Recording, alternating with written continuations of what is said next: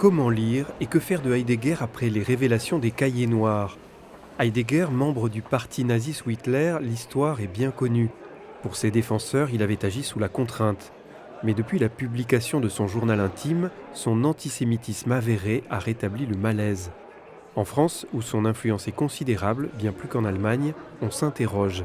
Les questions sont légion. Ce colloque nous ordonne presque aussi à repenser l'histoire de la philosophie dans sa totalité, au-delà de Heidegger, et la penser par le prisme de l'antijudaïsme. C'est aussi poser la question de l'avenir de la philosophie.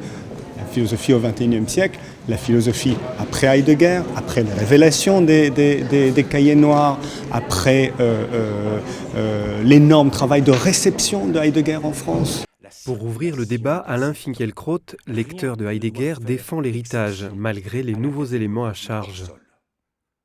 Ce que l'on sait des cahiers noirs aggrave encore la catastrophe. Mais la question est, faut-il pour autant cesser de lire Heidegger ou le lire simplement comme un document de la vision nationale-socialiste du monde ? Certains nous le demandent, je pense qu'ils ont tort. Jean-Claude Milner considère au contraire que la passion française nommée Heidegger a fait son temps.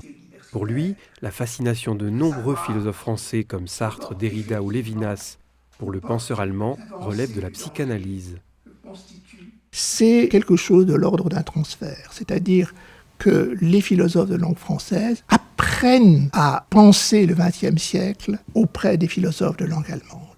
Soit Hegel, Nietzsche, soit un contemporain, le seul en vérité, Heidegger. Vous savez ce qu'il en est du transfert.